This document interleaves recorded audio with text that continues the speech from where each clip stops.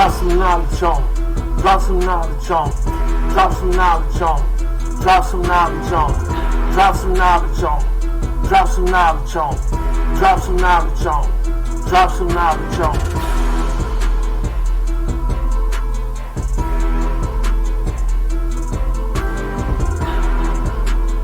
Yeah, it's your boy Keng El Bey, and I'm back in the building. Yeah. I got more videos.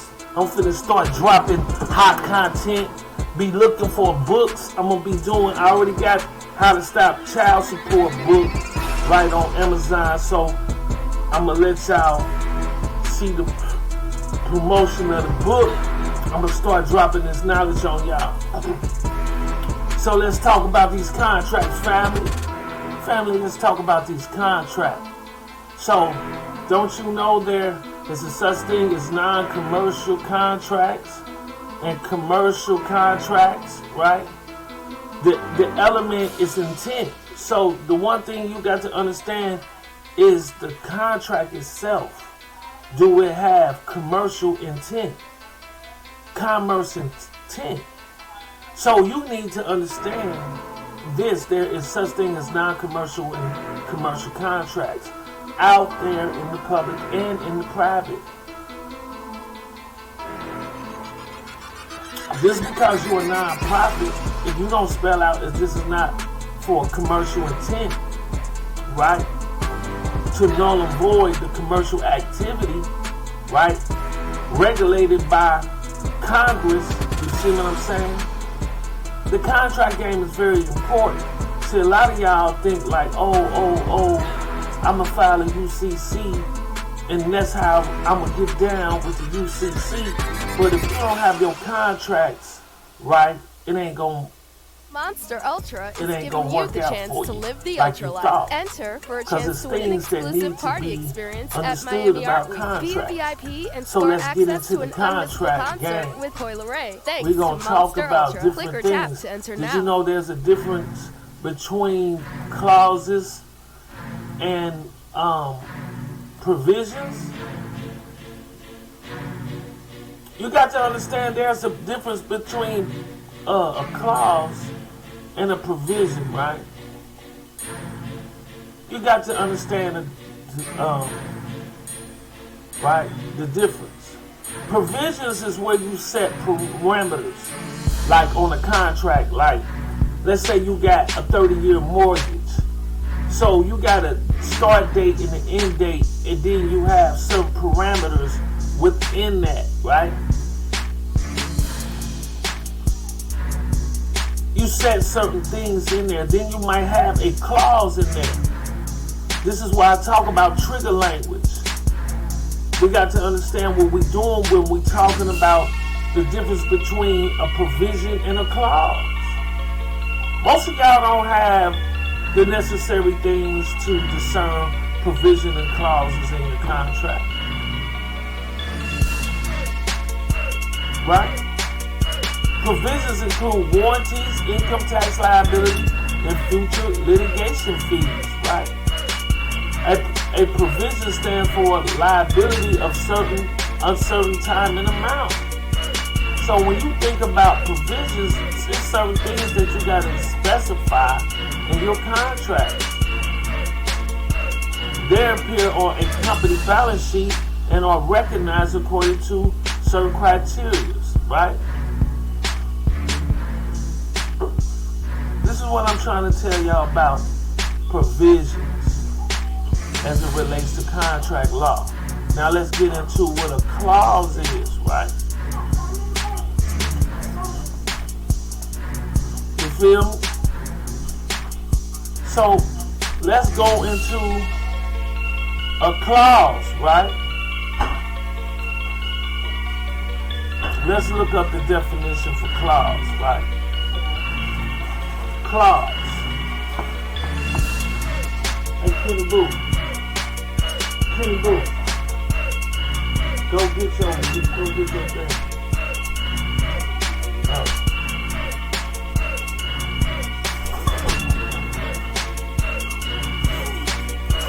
Law, right? Take big, family.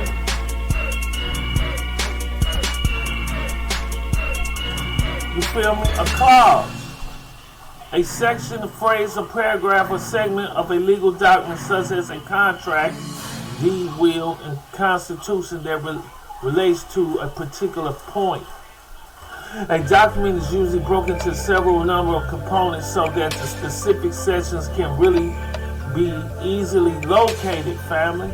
This is why they talk about the supremacy clause, right? We're talking about documents. We're talking about contract game. We're talking about your ability to contract, family. We're talking about contracts.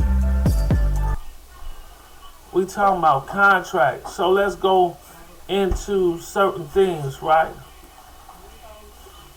So let me talk about a clause. They got what they call a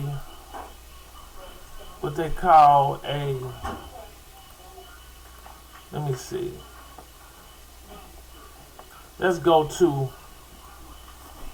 man, I'm finna drop some videos today. Change in law clause. Right? Let's go to a change in law contract or change in law clause. A change in law, as the name suggests, is a clause that is inserted in the contract when the aim of offsetting the loss and damages faced by a party in the event of alteration in the law at the time of entry into the contract. We're talking about a change of law provision in your contract. Y'all know y'all ain't heard of this yet. Family, let Keng El Bey keep busting your head, a.k.a. Busthead Fred, a.k.a.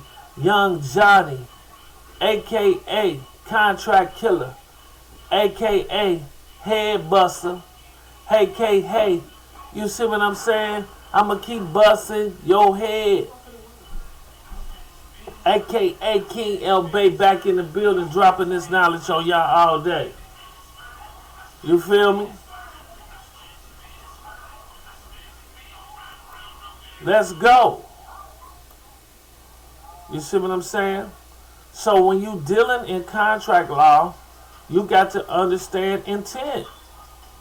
Element of intent in a contract, right? Element of content as it relates to these contractual matters, right? As we talking about law, right? We talking about clauses, right?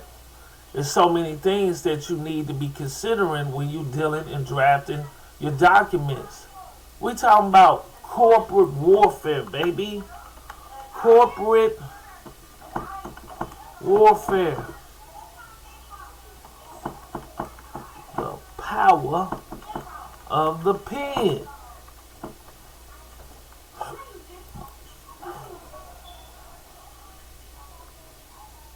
The power of the pen, baby.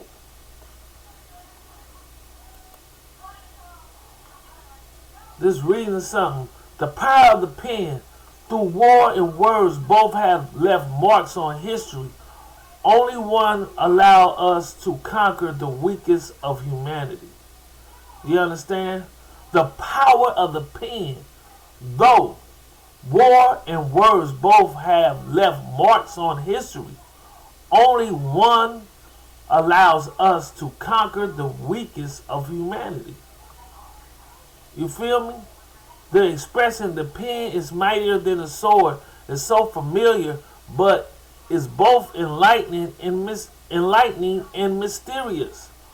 On one hand, it is true that the words have power to inspire or discourage men and women. On the other, more literal sense, smashing a pen and sword together will produce just the opposite effect.